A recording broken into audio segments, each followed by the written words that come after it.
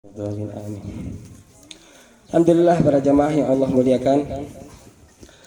Alhamdulillah kita masih udah ganti bulan belum sekarang? Masih bulan Maulid. Masih. Alhamdulillah kita masih ada di penghujung bulan Maulid. Yang mana bulan ini tuh emang bulannya kelahiran Nabi besar Muhammad SAW. Yang mana pembahasannya lagi-lagi tentang Nabi Muhammad karena ini adalah bulan yang mulia. Kalau bicara tentang Nabi Muhammad itu selalu teringat kisah kasih sayang, betapa sayangnya Nabi Muhammad kepada umatnya. Itu enggak ada tandingannya. Rasa kasih sayang Nabi Muhammad sama umatnya itu enggak ada yang bisa nandingin. Sedikit kisah tentang ketika Nabi Muhammad sakaratul maut. Ketika baginda Nabi besar Muhammad sakaratul maut, ketika itu di samping Nabi Muhammad yang sedang sakaratul maut itu ada Sayyidina Ali bin Abi Thalib. Sayyidina Ali itu melihat bibir Rasul itu seperti mengucapkan kata-kata tapi nggak kedengeran karena nggak dekat banget karena sampingan dengan sakaratul maut. Akhirnya Sayyidina Ali pun mendekatkan telinganya. Sayyidina Ali ngedeketin tuh telinganya ke dekat bibirnya Nabi. Ternyata yang Nabi ucapkan bukanlah istriku atau anak-anakku, bukan. Yang Nabi ucapkan bukan sahabatku, bukan. Tapi apa? Tapi yang Rasul Muhammad ucapkan adalah ummati. Saking sayang, saking cinta sama umatnya padahal belum pernah ketemu. Saking sayang ummati. Mau meninggal bilangnya umat. Mendengar itu Allah Subhanahu wa taala memerintahkan kepada malaikat Jibril untuk memberi dua pilihan kepada Nabi Muhammad. Sallallahu alaihi Nabi Muhammad. Ya Jibril, kata Allah, beri Nabi Muhammad ini dua pilihan. Dia memilihku atau ia memilih dunia. Apabila ia memilih dunia, akan aku panjangkan umurnya saat ini juga. Itu kalau Rasul memilih dunia bakal dipanjangin sampai sekarang mungkin usianya. Dan kalau dia memilihku, Allah, maka akan aku cabut nyawanya hari ini juga. Tapi apa? Rasul memilihnya, aku memilihmu ya Allah. Memilih Allah. Lalu Allah memerintahkan malaikat Israel untuk mencabut nyawanya Nabi besar Muhammad. Tapi Nabi di sini saking sayangnya sama umat, Nabi di sini ngelak dulu. Ya Allah, aku belum puas apabila tidak ada jaminan untuk umatku. Maksudnya kalau saya meninggal belum ada jaminan buat umat saya nih, saya tidak akan puas meninggal, nggak mau meninggal gitu sebelum ada jaminan. Akhirnya firman Allah kepada Nabi Muhammad, kepada malaikat Jibril untuk menyampaikan ke Nabi Muhammad, basyirhu ya Jibril, innahu awwalu minasib ukhriju minal ardi idza bu'isu wa sayyiduhum idza jami'u fabasyirhu inna jannata muharramatun alal umam qabla an tadkhula ummatuh. Kata Allah, basyirhu ya Jibril, sampaikan kepada Muhammad wahai Jibril, innahu awwalum min nasin ukhriju minal ardi idza bu'isu, sesungguhnya dialah Muhammadlah yang orang yang pertama akan aku bangkitkan daripada orang-orang yang lain. Ketika seluruh orang dibangkitkan, Nabi Muhammadlah yang pertama akan dibangkitkan oleh Allah. Wasayyiduhum idza jami'u, dan akan menjadi pemimpin seluruh umat pada hari kiamat nanti. Jadi pemimpin seluruh umat pada hari kiamat nanti itu cuma satu, itu Nabi Muhammad sallallahu alaihi wasallam. Fabasyirhu, kata Allah. Nah, di sini nih jaminan buat umat. Fabasyirhu, sampaikanlah kepada Muhammad wahai Jibril kabar gembira. Busyra, basyir. Sampaikanlah kabar gembira. Apa kabar gembiranya? Innal jannata muharramatun alal umam qabla an tadkhula ummatuh. Sallallahu alaihi Nabi Muhammad. Sesungguhnya telah aku haramkan surga dimasukkan oleh siapapun sebelum umat Nabi Muhammad masuk duluan. Alhamdulillah. Kalau kita umatnya, masalahnya ini udah dapat jaminan nih umat Nabi Muhammad bakalan masuk surga duluan. Masalahnya kita dianggap umat apa belum? Itu masalahnya. Kita udah dianggap umat Nabi Muhammad apa belum? Apa bukti kita umatnya Rasul. Kita cinta. Jadi kalau kita nggak balas cintanya Rasul selama kita hidup di dunia, itu cintanya Rasul bertepuk sebelah tangan. Nih para pemuda nih, kalau kita cinta ceweknya nggak cinta balik sama kita, sakit gak hatinya? Sakit. Gitu Rasulullah udah cinta dari ribuan tahun yang lalu sama umatnya, tapi umatnya nggak cinta balik, sakit gak kira-kira Rasulullah hatinya? Sakit. Tapi kalau kita balas cintanya Rasul, seneng nggak? Seneng. Makanya balas cintanya Rasul dengan apa? Perbanyaklah sholawat, amalkannya sunnahnya. Itu cara kita cinta sama Rasul. Saking cintanya sama umatnya gitu. Sampai enggak. Nah, setelah mendengar jaminan dari Allah bahwa umat Nabi Muhammad itu pertama yang masuk surga, Rasul tenang, dicabutlah nyawa Rasulullah. Ketika itu Rasulullah kesakitan, mengeluarkan suara-suara kesakitan, gitu mungkin, nggak tahu suaranya gimana. Allah alam suaranya kayak gimana. Suara kesakitan ketika sakaratul maut. Nggak berhenti di situ, Rasul cinta sama umatnya. Lagi kesakitan gitu yang dipikirin lagi-lagi umatnya. Allah makhafif an sakaratul maut ala ummati. Ya Allah, ringankanlah sakaratul maut untuk umatku. Semuanya sekarang aja nih. Sakitnya ke saya aja sekarang, umatku nggak bakal kuat. Saking sayangnya sama umat. Nah, bukti kita cinta mana? Apakah ini bukti kita cinta? Alhamdulillah kita masih dikasih kesempatan untuk memeriahkan maulid. Ini bukti cinta, alhamdulillah orang-orang yang di sini. Itu berarti cinta sama Nabi. Nabi lihat gak? Tahu gak Nabi kita lagi memuja-muja Nabi nih? Tahu kan? Tahu. Jadi nanti ketika di akhirat, kalau ya Rasulullah saya umatmu, oh iya ini Darul Raya pernah ikut, oh iya, diajak. Kalau misalkan ada yang ngaku aku ya Rasulullah saya juga umat, tapi siapa ente nggak pernah sholawat, ibadah kurang, salawat jarang, mau ngaku umat dari mana? Mau masuk jalur surga lewat mana? Kalau bukan lewat syafaatnya Rasulullah. Kenapa Rasul sangat cinta sama umatnya? Kalau para sahabat cinta sama Rasul itu wajar para sahabat cinta sama Rasul karena satu zaman ngelihat. Gimana kalau kita ngelihat hidup bareng Rasul? Kita nggak cuma dapat ceritanya, kita tahu kesehariannya, kita tahu akhlaknya, kita ikut sama Rasul. Kalau hidup sama Rasul, jadi sahabat wajar cinta sama Rasul. Ini umatnya keren, kata Rasulullah. Itu umatku itu aku sangat merindukan saudaraku, bahasanya bukan umat, saudara, dianggap keluarga sama Rasulullah. Siapa ya Rasulullah? Hum man amana bi walam yarawni. Merekalah orang yang beriman kepadaku walaupun mereka belum pernah melihatku. Kita udah pernah belum melihat Rasul? Belum pernah. Tapi beriman nggak? Keren. Kita nggak ngelihat tapi kita beriman, itu yang keren. Kalau kita ngelihat wajar. Gimana cara kita bertemu? Pernah dengar gak? Ada misalkan, saya pernah bermimpi ketemu Rasul. Itu nggak bohong. Itu benar. Karena Rasulullah itu tidak. Jangankan Rasulullah. Rasulullah. Para wali aja yang kita kenal kayak model Syekh Abdul Qadir Jailani, Rasulullah Sirrah, Syekh Faqih Muqaddam dan wali-wali lainnya, itu mereka tuh sebenarnya tidak mati, jasad yang terkubur, mereka bisa keluar kapan aja, bebas. Nama wali bebas pulsa. Makanya kalau pengen hidup enak itu jadi waliullah. Cita-cita kamu apa? Ada adik kecil jadi wali kota, ada ini jadi waliullah, ya masya Allah. Itu Rasulullah. Gimana cara kita? Kok bisa ketemu dalam mimpi sama Rasul?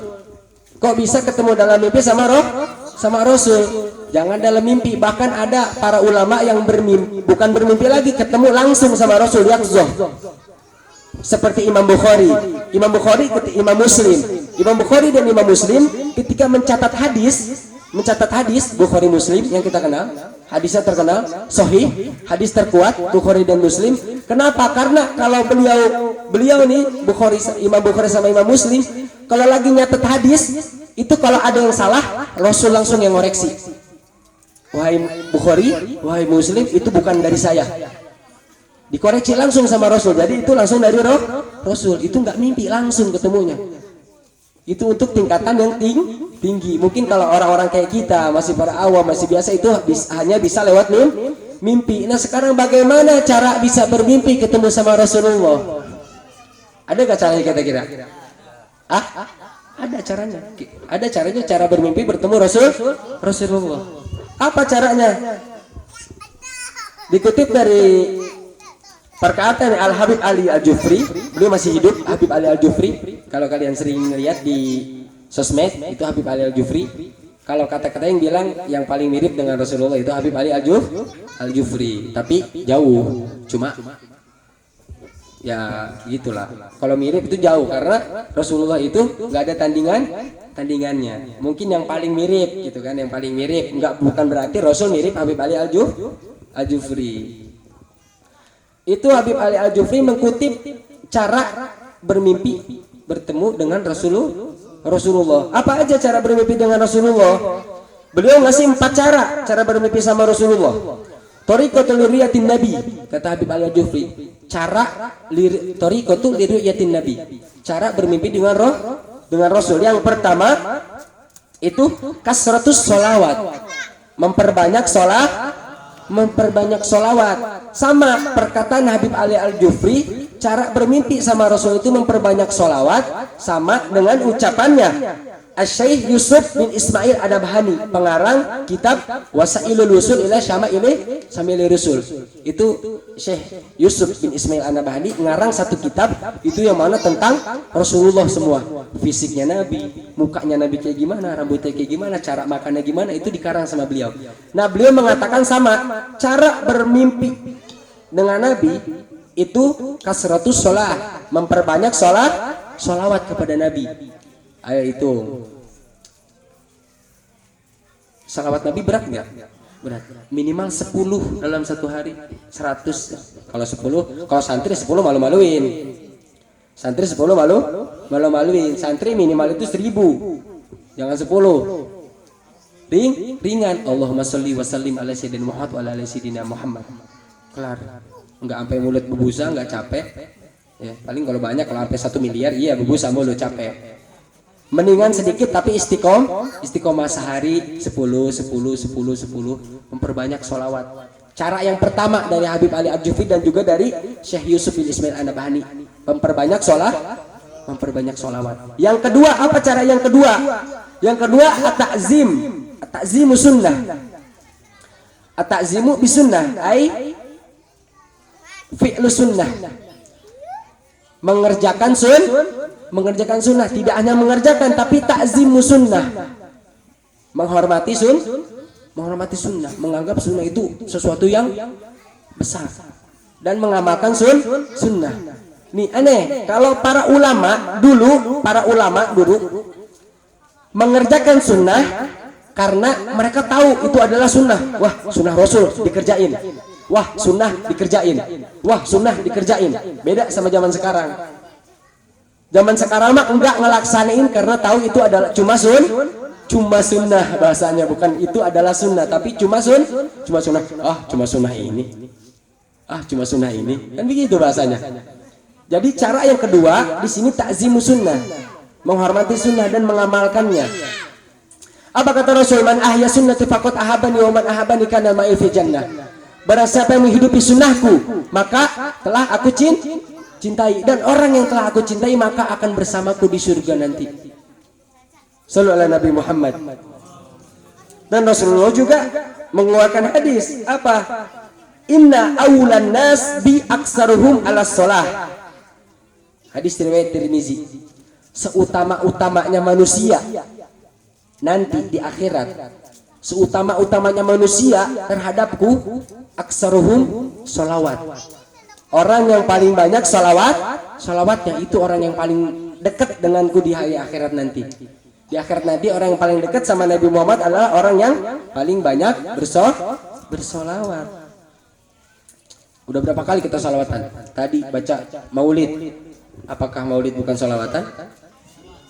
Banyak salawat di dalam maulid. Maulid itu puja-puja kepada Nabi besar Muhammad. Nabi besar Muhammad itu maulid.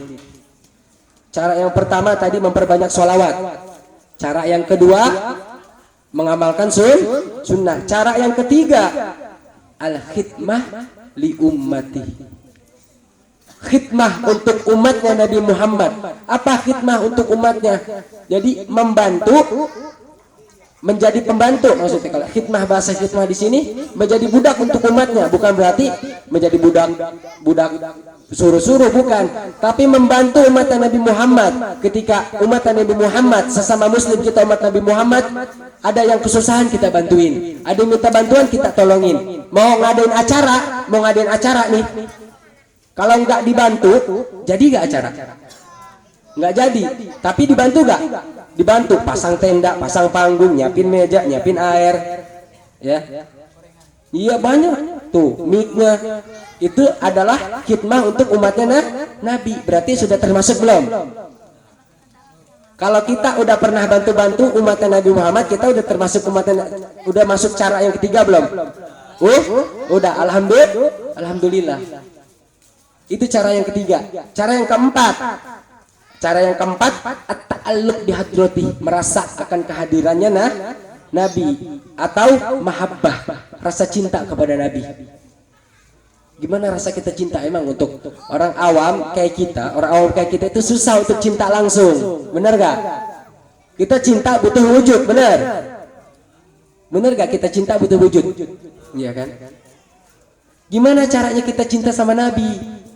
Al ulama warasatul anbiya, para ulama itu pewarisnya para nabi. Jadi kalau kita pengen cinta sama Nabi, kita cintain ulama. Kita cinta sama ulama itu bukti kita cinta sama Nabi. Kita cinta sama Nabi kalau langsung nggak bisa, susah. Itu untuk orang-orang yang emang orang-orang yang udah bener-bener tinggi, emang udah bener-bener bisa merasa tanpa harus, bisa mencintai tanpa harus melihat, tanpa harus merasa, tanpa harus melihat. Merasa cinta rasa tanpa harus melihat. Kalau orang kayak kita caranya gimana? Kita ikutin, kita cintai para ulamanya ulama yang benar, bukan ulama yang suka nakut-nakutin orang, memutuskan putus asa, bikin putus asa orang, dikit-dikit neraka, dikit-dikit sesat, dikit-dikit neraka, dikit-dikit neraka. Bukan yang kayak gitu. Jangan sampai. Jadi kalau jadi ulama gitu, kita nih mungkin para jamaah semuanya, ketika kita ngasih tahu orang, jangan sampai dikit-dikit neraka. Misalkan ada orang tatoan datang, Ustadz gimana caranya, saya pengen sholat, saya pengen tobat, tapi saya bertato. Kalau Ustadz yang emang dia nggak bisa cara dakwah, dia tuh bilang, wah nggak bisa, harus hilangin dulu, nggak sah. Kira-kira jadi nggak tobatnya? Aduh, ribet banget masuk Islam. Ngilangin tato dulu, sakit, mahal, ya kan? Nggak jadi gua. Nah, nggak jadi tado. Pengen sholat nggak jadi. Nggak jadi. Apa hukum yang menghilangkan tato? Hukum menghilangkan tato wajib kalau gampang, tapi kalau sampai bikin sakit atau mahal banget, atau apabila dihilangin bikin tubuh kita tuh kayak misalkan tatonya di muka. Kalau dihilangin nih tato, bikin muka kita jelek, gak enak dipandang. Sakit atau mahal banget sampai harus jual ini jual itu nggak usah, sholat aja. Nggak diterima kata ustadznya, kata siapa nggak diterima? Yang nggak tatoan juga belum tentu diterima. Ini udah main nggak terima aja. Yang nggak tatoan juga belum tentu diterima atau enggaknya ibadah itu urusan Allah. Urusan kita cuma ibadah aja, nggak usah kayak kayaknya nggak diterima, enggak. Udah kita tok ibadah sama Allah, urusan diterima atau enggaknya itu urusan Allah. Itu 4 cara bermimpi sama Nabi. 4 cara bermimpi sama Nabi. Yang pertama banyak sholawat. Yang kedua apa? Takzim, mengamalkan sunnah, menghormati sunnah. Yang ketiga khidmat kepada umat Nabi, bantu umat Nabi dalam kebaikan. Yang keempat cinta sama Rasul. Cintain Rasul, cinta para ulama salah satunya cara mencintai Rasul itu. Apa sih maksudnya? Ketemu Nabi buat apa sih? Gitu kan? Buat apa? Nih, ada di sini. Dalam hadis riwayat Imam Bukhari. Dalam hadis riwayat Imam Bukhari, Nabi bersabda, "Man ra'ani fil manam fasayaroni fi yaqظah." Barang siapa yang melihatku di dalam mimpi, kata Rasulullah, maka ia akan melihatku secara langsung. Cara ketemu sama Rasul langsung itu berarti mimpi Rasul dulu. Mimpi Rasul dulu. Maksudnya gimana cara ketemu langsung?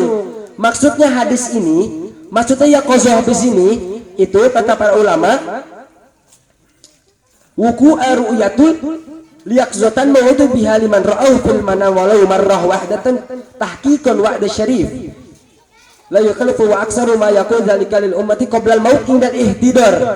Sebelum kita mati, ketika sakaratul maut, disitulah datang Nabi. Kalau orang yang pernah ketemu sama Rasulullah di dalam mimpi. Maksudnya ketemu langsung untuk orang yang umum, untuk orang yang awam kayak kita, orang biasa, bukan para wali.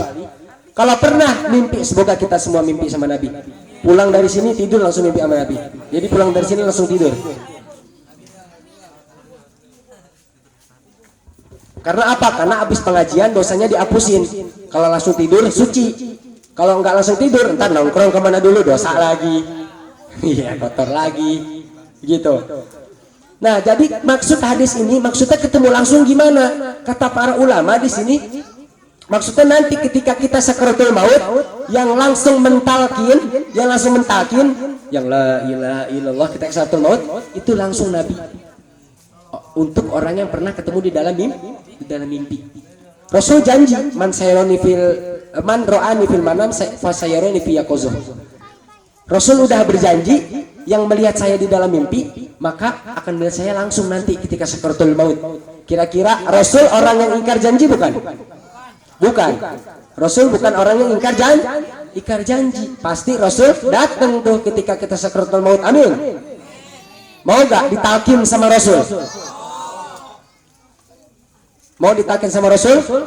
Ditalkin sama Rasul ketika mati, wah udah itu mah pasti surga, surga. Rasul langsung yang talkin, jangankan Rasul, ditalkin sama kiai aja udah bersyukur banget, apalagi sama Rasul. Kiai pun butuh bimbingan Rasul. Ini langsung sama ketuanya, sama Rasul. Mau nggak kira-kira? Mau. Semoga kita semua bisa, amin ya rabbal alamin. Itu bagi orang yang umum kayak kita, bisa ketemu langsungnya ketika sebelum mati, ketika sakaratul maut. Tapi untuk orang-orang yang khusus, itu bisa ketemu sama Nabi kapanpun dia mau, bisa ketemu sama Nabi. Contoh tadi Imam Bukhari, Imam Muslim, siapa lagi? Ulama-ulama pasti pernah ketemu langsung. Kayak siapa? Kayak Syekh Hariri, yang manusia tanpa jantung. Syekh Hariri ada, manusia tanpa jantung. Syekh Hariri ketika dirongsen sama dokter, ente manusia apa bukan?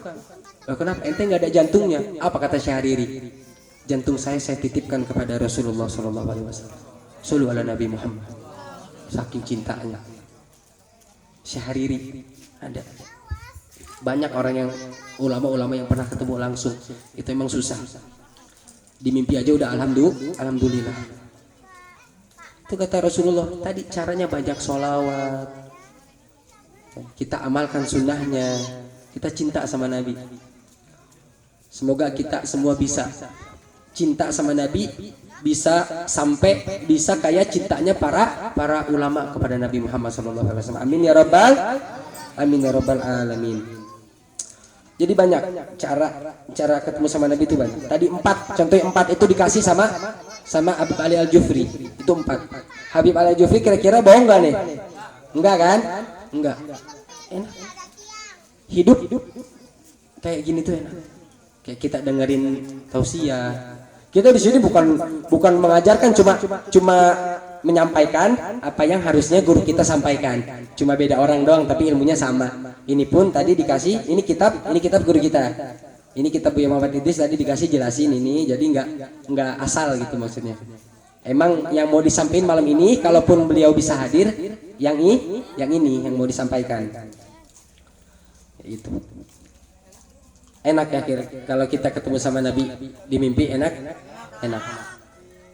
Enak. Ketemu sama para kiai pun kita udah seneng banget, apalagi ketemu sama Nabi. Itu adalah cita-cita para santri, cita-cita mungkin para jamaah semuanya. Itu santri banyak yang pengen ketemu sama Nabi. Banyak. Jadi kalau mau bersaing, kalau mau saingan jadi pemerintah banyak. Saingan jadi ini banyak, bersaing apa? Pengen ketemu sama Nabi, dikit saingannya. Dan gak mungkin orang seumuran kita saingannya sama bapak-bapak. Enggak, kita kalah. Walaupun kita santri, walaupun kita tahu ilmu, kalah ibadahnya sama bapak-bapak yang udah nikah. Saya sholat 1000 rakaat belum nikah. Bapak-bapak udah nikah, sholat 2 rakaat bisa ngalahin sholat saya yang 1000 rakaat. Karena nikah itu sudah menyempurnakan setengah dari iman, setengahnya lagi tinggal cari. Kenapa bisa gitu gede pahalanya? Karena susah. Pengen sholat tahajud, anak nangis malam-malam. Pengen sholat duha, kerjaan belum beres. Pengen puasa, istri nggak bisa diajak kompromi. Iya. Ya begitu kira-kira. Kalau dengar-dengar kita belum ngalamin. Cuma so tahu aja dengar-dengar dari orang-orang yang udah pernah gitu. Ya begitu nih, kalau yang udah nikah susah buat cari ibadah. Makanya sekali ibadah itu bagus banget. Karena pahalanya susah taat di waktu nikah itu susah. Satu-satunya ibadah yang enak itu cuma nikah. Sholat, malas gak? Malas, jujur aja. Malas. Malas lah katanya yang belakang. Tapi kalau nikah, satu-satunya ibadah yang emang benar-benar enak itu cuma nikah. Kalau kata orang yang udah pernah, semoga nih santi-santi kalau udah siap cepet nikah dapat istri yang solehah. Dan ada santriwati juga ini dapat suami yang soleh. Amin ya rabbal. Untuk bapak-bapak dan ibu-ibu dijadikan anak-anaknya yang soleh dan solehah. Amin ya rabbal alamin. Itu enak. Hidup kan nggak usah kayak kita harus kayak bener-bener taat sampai hubungan kita sama umat tuh enggak. Itu hablum minallah sama hablum minannas harus seimbang. Hubungan kita sama Allah sama manusia harus sama-sama baik. Jangan sampai kita sholat doang tapi sama tetangga zalim, jangan sampai. Itu seenaknya kita aja ya, ibadah. Jangan memaksakan kata para ulama, dan anjuran dari Rasul juga at-tawassut, pertengahan aja. Kira-kiranya tidak menyiksa dan kira-kiranya tidak kurang dan tidak lebih, pertengahan aja. Para sahabat juga sama kok. Para sahabat juga enggak semuanya alim. Bukan enggak semuanya alim. Cuma enggak semuanya kayak serius gitu, enggak. Kayak cerita kemarin ceramah cerita tentang Nuaiman. Konyol enggak Nuaiman? Konyol. Itu paling sering bercanda sama Nabi. Konyol. Itu ada yang konyol begitu. Kalau ada zaman sekarang udah mati digebukin tuh. Nggak bisa kita ngikutin Nuaiman. Jayanya kebangetan. Orang datang ke masjid bawa ontanya dipotong. Sahabat Nabi ngejual temennya. Sahabat Nabi itu. Itu pernah ceritanya ketika kumpul di masjid, ada orang yang pengen masuk Islam bawa onta merah kendaraannya, diparkirin bahasa kita di pohon diikat. Ke para sahabat bercanda sama Nuaiman bawa onta tuh kayaknya enak buat makan. Nuaiman mah polos bener, keluar dipotong, ontanya dipotong. Pas orang yang pengen belajar Islam sama Rasul keluar dari masjid habis belajar Islam, ngelihat ontanya udah buntung, pala sama badan udah misah. Ya Rasulullah, ini onta saya potong, siapa yang ngelakuin? Rasulullah kaget. Siapa yang ngelakuin nih? Sahabat langsung Nuaiman ya Rasulullah. Nuaiman mah kabur. Nuaiman kaburlah Nuaiman ke rumah salah satu sahabat. Rumahnya di ujung Madinah jauh. Madinah jauh. Kabur ke rumah teman sahabat, bilang ke yang punya rumah, wahai Fulan, namanya lupa. Fulan, kalau ada yang nyariin saya, bilang nggak tahu ya. Oh iya. Akhirnya nyumput, di situ ada lubang sedikit. Nuaiman nyumput di situ, ditutupin sama pelepah kurma, daun-daun kurma. Pas sahabatnya lihat dari kejauhan, itu Nabi sama 4 khalifah ini datang nih. Nabi sama 4 khalifah datang, kaget dong. Ada apa nih? Nabi jauh-jauh dari Madinah ke ujung Madinah. Tumben-tumbenan Nabi datang ke rumah saya. Datang ketika udah bertemu, wahai sahabatku, apakah engkau melihat Nuaiman? Oh, kaget itu sahabatnya, bingung. Ternyata Nuaiman ini bilang tadi kalau ada yang nyariin bilang nggak tahu, ternyata nyariin Rasulullah. Bingung kan dia, mau dijawab amanah nggak boleh dikasih tahu, mau nggak dijawab Rasulullah yang nanya, kan bingung. Tapi sahabat pinter, sahabat ngasih tak, sahabat bilangnya begini nih, saya tidak lihat ya Rasulullah. Bilangnya saya tidak lihat, tapi tangannya nunjuk tangannya, saya tidak lihat ya Rasulullah. Begitu. Akhirnya ketika dibuka tuh daun kurma sama Rasulullah, ada si Nuaiman lagi nyumput. Dikeluarin sama Rasul, dibersihin kepalanya yang penuh sama tanah, mukanya dibersihin sama Rasulullah. Wahai Nuaiman, kenapa engkau melakukan itu? Kata Nuaiman, enggak Rasulullah, saya disuruh sama sahabat nih, sama dia nih, ditunjuk. Pas Rasulullah nengok ke orang yang ditunjuk, Nuaiman kabur lagi dia. Nggak berhenti di situ ceritanya. Itu kelakuan sahabat Nabi konyol. Makanya jangan salahin apabila santri-santri ada yang kelakuannya konyol. Emang mungkin keturunan Nuaiman mungkin. Iya. Shallu ala Nabi Muhammad. Ya. Ini udah lama nih.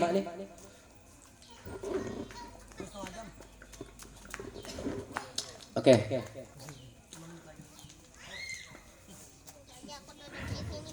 Jadi Rasulullah juga bersabda dalam kitab Ihya Ulumuddin karangan Abu Hamid Muhammad bin Muhammad Al-Ghazali At-Tusi. Imam Ghazali yang kita kenal sebagai Imam Ghazali. Pondok kita tuh Imam Ghazali, bukan Imam Ghazali situ. Imam Ghazali pengarang kitab Ihya 10 jilid. Rasulullah SAW bersabda,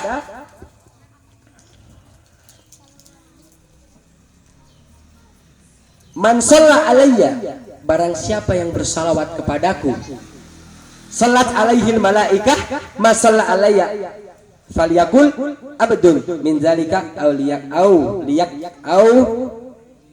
liyakthar." Barang siapa yang bersalawat kepadaku, kata Nabi Muhammad, itu para malaikat bersalawat pula. Salawat dari malaikat untuk kita apa? Itu istighfar, ad-doa dan istighfar. Jadi ketika kita istighfar, ketika kita salawat kepada Nabi, itu malaikat ngedoain kita plus istighfarin kita. Kira-kira doanya malaikat atau istighfar malaikat diterima gak sama Allah? Diterima pasti, soalnya malaikat adalah suci, nggak punya dosa.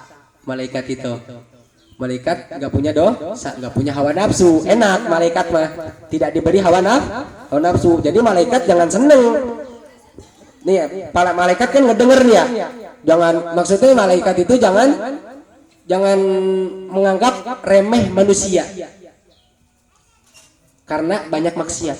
Manusia banyak maksiat wajar karena Allah beri nafsu. Wajar manusia banyak maksiat karena Allah beri nafsu.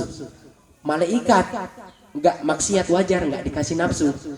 Ada dua malaikat yang kayak manusia banyak maksiat bukan bersyukur gitu. Kayak ngerendahin manusia. Minta dia sama Allah, gimana sih caranya ini rasanya punya nafsu? Siapa malaikat itu? Di dalam surat Al-Baqarah, Harut wa malaikat Harut dan Marut. Itu malaikat yang minta nafsu sama Allah. Dikasih sama Allah nafsu. Langsung ngelakuin 3 dosa besar. Wa fi riwayah ngelakuin dosa besar. Dia mabuk, dia berzina, dia membunuh. Malaikat dikasih nafsu, langsung maksiat. Itu contohnya. Malaikat kalau dikasih nafsu tuh jadinya begitu. Di Babilonia Harut wa Marut di dalam surat Al-Baqarah. Jadi malaikat itu dihukum karena kesalahannya tadi. Ketika udah dapat nafsu, malaikat itu melakukan dosa besar, dihukum sama Allah di negara Babilonia, di daerah Babilonia. Itu daerah mana Babilonia tuh?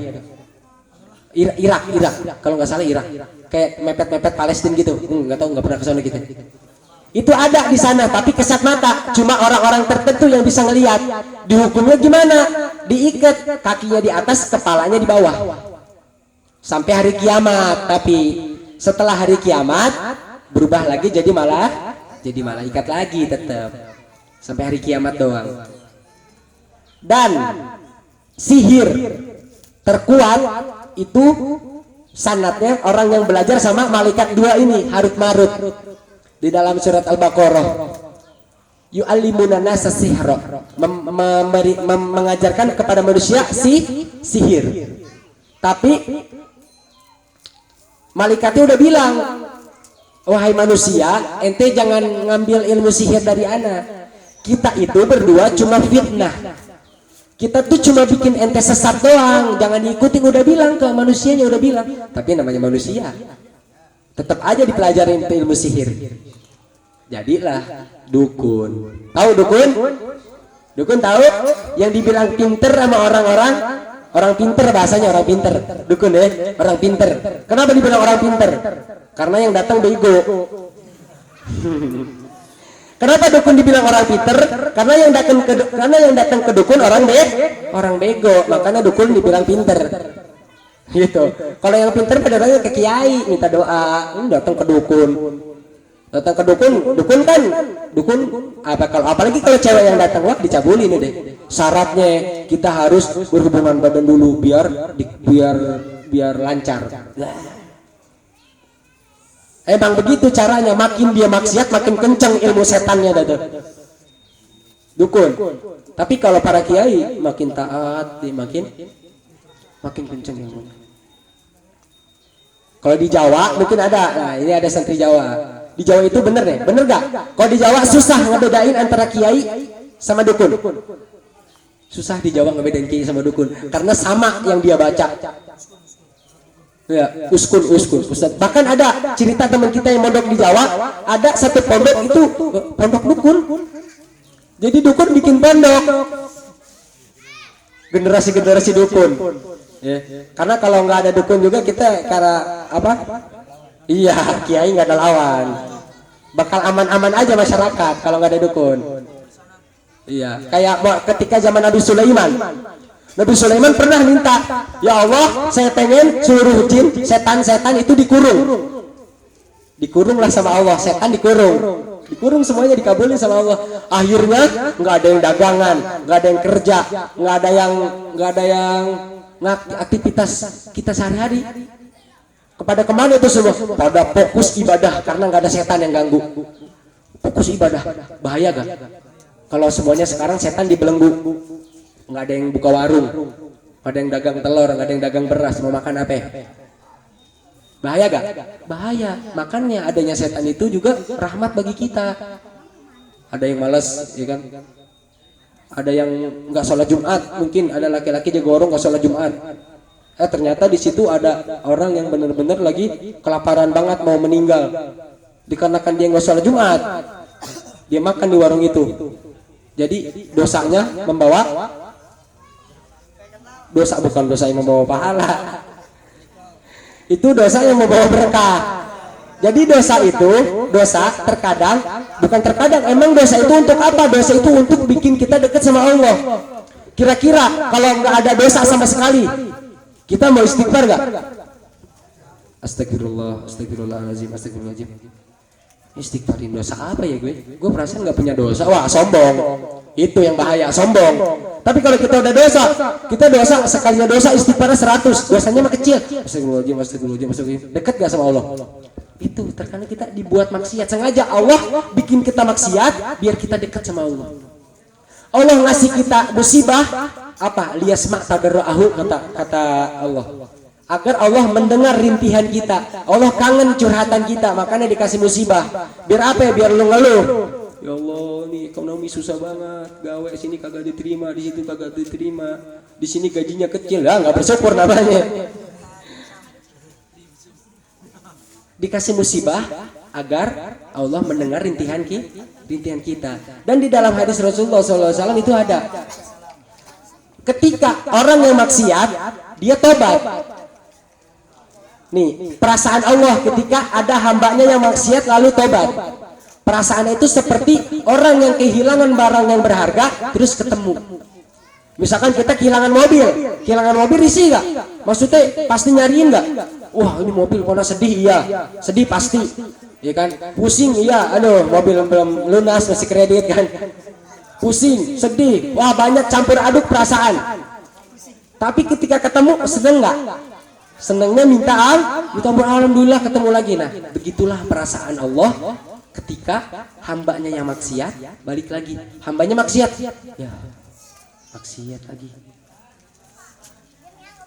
Sudah anak kasih kenikmatan, sudah dikasih nafas, walaupun maksiatnya di tempat yang sempit maksiatnya nih, maksiat di dalam lemari misalkan, tapi Allah masih kasih oksigen untuk kita bernapas agar kita bisa kembali sama Allah. Sedih Allah kalau kita maksiat. Ketika kita balik lagi, at-taibu minadz-dzambi kamala dzambalah, kata Rasulullah. Kamala dzambalah. Orang yang tobat dari dosanya seperti tidak punya dosa lagi, seperti baru keluar dari rahim ibunya, suci, tidak punya dosa. Teruslah bertobat. Walaupun kita dalam sehari mengulangi maksiat tersebut 1000 kali, jangan bosan untuk bertobat sampai kita bosan untuk bermaksiat. Oh, megang HP langsung bikin status. Iya. Jangan bosan tobat sampai kita bosan maksiat. Itu Allah gitu, kalau lihat hambanya tobat sedih. Namanya tobat sedih. Hambanya maksiat sedih. Tapi ketika dia tobat, alhamdulillah, ahlan wa sahlan, sini. Ente mau ngasih satu minta apa yang anak kasih, begitu. Shallu ala Nabi Muhammad. Allahumma shalli wa sallim wa barik alaihi. Itu jadi para jamaah, semoga orang-orang yang hadir di sini, ya kan, dan yang hadir di online, yang di kamera nih, itu 1 2, dan yang nggak hadir pun yang di rumah tapi nggak dengerin, semoga Allah merahmati kita semua. Semoga Allah kita selalu dalam lindungan dan ridhonya Allah Subhanahu wa taala. Semoga kita bisa bertemu dengan Nabi walaupun hanya di mimpi, dan semoga kita juga bisa ketemu Nabi langsung. Allahu a'lam bishawab. Mungkin cuma itu yang cuma bisa saya sampaikan. Adapun benar itu datang dari Allah Subhanahu wa taala dan salah itu datang dari diri pribadi. Allahu a'lam bishawab. Syukran alaihi tawaiku jamil. Akhirul kalam. Assalamualaikum warahmatullahi wabarakatuh.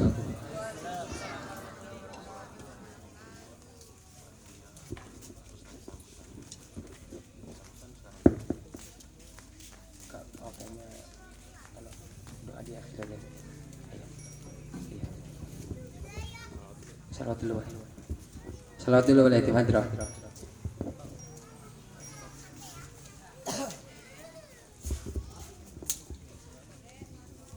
Apa langsung ini? Atau ini para saninten cuma kayak sambutan dari ini yang sering tim itu perwakilan dulu.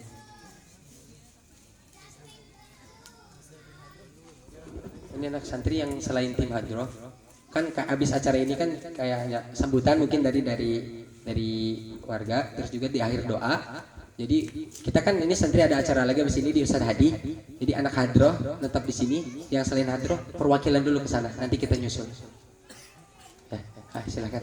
Ya, mohon izin santri duluan. Shallallahu ala Nabi Muhammad.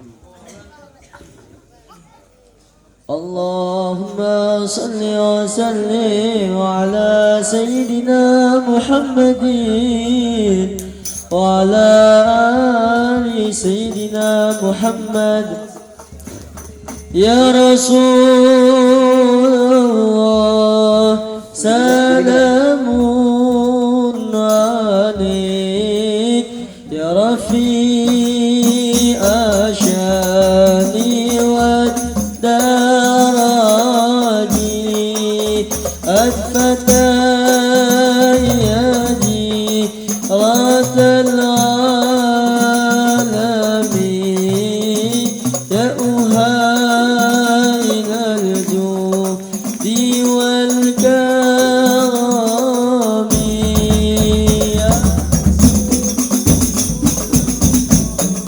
salamun alaik, ya Rabbi ashad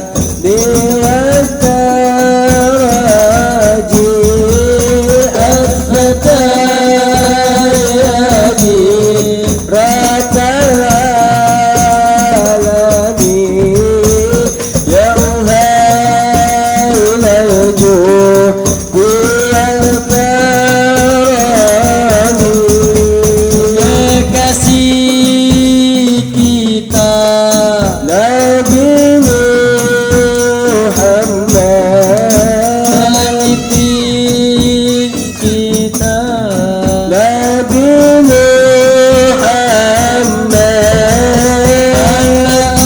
Tuhan kita, Nabi Muhammad, idola kita, Nabi Muhammad, tauladan kita, Nabi Muhammad, penuntun kita, Nabi Muhammad, junjungan kita, Nabi Muhammad,